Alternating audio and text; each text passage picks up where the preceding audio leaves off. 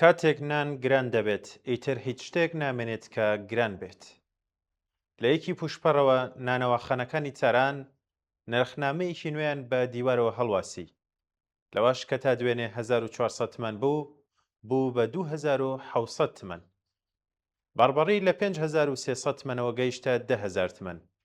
سنگەک لە 7400 تمەنەوە بوو بە 15500 تمەن.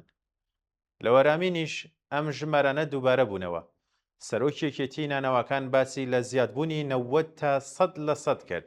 بەر لەوەش مازەندەران، مەشهەد و هەمەدانیش یەکەیەکە و هەرکامیان بە نۆرەی خۆی ئەم ڕێگەیان پێوا بوو.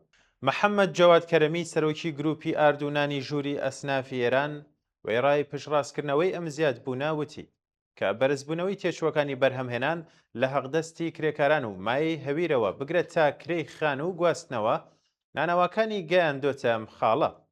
لە مانگەکانی ڕابردوودا بەرپرسانی حکوومەت چەندین جار گرانبوونی نانیان ڕەت دەکردەوە، بەڵام لە هەمان کاتدا لە زۆرێک لە پارێزگاکان نان بە شێوەیەکی ناڕەسمی گرانتر ببوو. ئەوە ئێستا ڕوویداوە نەک بەرزبوونەوەیکی لە ناکاو بەڵکو ڕەسمیکردنەوەی ئەو ڕاستیە بوو کە پێشتر لە کوچە و بازاڕدا بوونی هەبوو.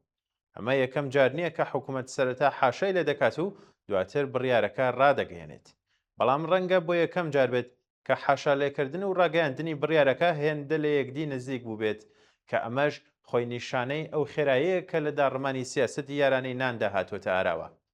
حکوومەتی پزیشکیان هەر لە یەکەم لایەحەی بودجەوە دەستی خستە سەر سوبسیدی گەنم و ئارد. وەزارەتی جیهادی کشت و کاڵ گەڵاڵەیەکی ئامادە کردووە کە تێیدا سوبسیدی نان بە تەواوی لا دەبرێت و ئەرتەقاکی دەگوازێتەوە بۆ سەرکارتە ئەلکترۆنیەکانی خۆراک واتە کەلابەرگ. ئامانجی ڕاگەیەندرا و بریتە لە قەرەبووکردنەوەی کورتهێنانی بودجە بە شێوازێکی ناهەڵاوسانی.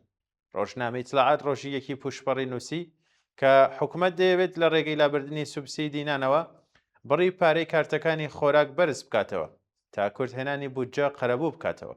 بۆ تێگەیشتن لەوەی کە خەریکە ڕوودەدات پێویستە سەیری واقعی ژیانی ملیۆنان بنەماڵە بکرێت.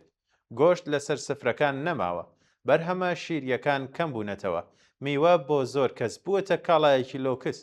ئەوەی کەماوەتەوە تەنها نانە. لە دۆخێکی ئاوادا نان تەنها مادەیەکی خۆراکی نییە، بەڵکو دوایین پەناگەی ئەمنیەتی خۆراکی بنەماڵە کەم داهاتەکانە. گرانبوونی نان گرانبوونی دوایین شتە کە خەڵک هەیان بوو. ئێران ساڵانە 16 ملیۆن و 500 هزار تۆن گەنم بەکاردەهێنێت. 10 ملیۆن تۆن لەم ژمارەیە دەدرێتە نانەواخانەکان یان نانەواخانە نەریتیەکان. بەکاربردنی نان لە ئێران دوو هێندە و نیوی وڵاتێکی وەکو ئەڵمانە کە ژمارەی دانیشتوانی هاوشێوەی ئێرانە، بەڵام ئەمە دەستبڵاوی و ئیسراف نییە، بەڵکو هەژاریە.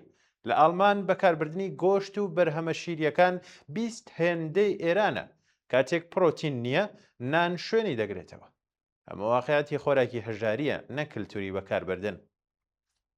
بارپرسانی کۆماری ئیسلامی خەڵک بە ئیسرافکردن تۆمەتبار دەکەن لە بەکارهێنانی نان و دەڵێن بۆ کەمکردنەوەی بەکارهێنان دەبێت نرخەکەی بەرز بکرێتەوە. ئەم پاستەوە لە بار و دۆخێکی یاساییدا ڕەنگە وەک ڕێکاریی ئابووری بێتە بەرچاو، بەڵام لە دۆخێکدا کە ملیۆنان کەس لە ژێر هێڵی هەژاریدا دەژین و نان تەنها سەرچاوی دابینکردنی کالۆریەوانە، ئەم پاسەوە بە مانای پەردە پۆشکردنی ڕاستیەکانە. لێکەوتەکانی کەمی پرۆتین لە منداڵاندا لە گەشەی ناتەواوی جەستەییەوە بگرێت تا لاوازی سیستەمی بەرگری و زیانە ڕەوانیەکان بۆ هیچ کەسێک شاراوە نییە. ئەوەی ڕوویداوە تەنها بەرهەمی گوشاری تێچووەکانی بەرهەمهێنان نییە، بەڵکووە ماڵقەیەکە لە زنجیرەیەکی دوور و درێژی ساڵانێک دابەزینی هێزی کڕینی خەڵک لە ڕێگەی هەڵاوسانی بەردەوام و کەمبوونەوەی هەنگاو بە هەنگاوی یارانە ڕاستەقینەکانەوە. ئەمە ئێستا گواستنەوەی تێچووی قەیرانەدارایەکانی حکوومەتە بۆ سەرنزمترین چین و توێژەکانی کۆمەڵگا. ئەو کورتهێنانی بودجەیەی کە حکوومەت دەیەوێت لە ڕێگەی سوبسیدی نانەوە قەرەبووی بکاتەوە، خۆی بەرهەمی ساڵانێک خراپ بەڕێوەبردن، گەندەڵی دامەزراوەیی، سزاکانی سەرچاوەگرتوو لە سیاسەتە نظامی و ناوچەیەکانی کۆماری ئیسلامی و ئابووریەکە کە زیاتر لە هەر شتێک لە خزمەت دامەزراوە ئەمنی و کۆمپانیا ئابووریە نافەرمیەکاندایە. ئەم گوشارە ئێستا گەیشتۆتە هەستێک کە تەنانەت نانیش دەبێت باجەکەی بدات.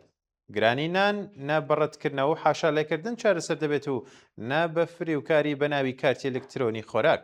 ئەوەی پێویستە سیاسەتێکەکە لە بنەڕەتەوە دەبێت بگۆڕدرێت تا ئەو کاتەی کە ڕاندخۆری بنەمای ئابووری ئێران بێت تا ئەو کاتەی زۆربەی سەرچاوەکانی ئەم وڵاتە بۆ دەستگای نزامی و ئەمنیەکان تەرخان بکرێت و تا ئەو کاتەی هەغدەستەکان چەندین جار لەژێر هێڵی هەژاریدا بن، دۆخەکە لەمە باشتر نابێت و نانی خەڵک لە گرەوی مانەوەی ئەم ڕژێمەدا دەبێت.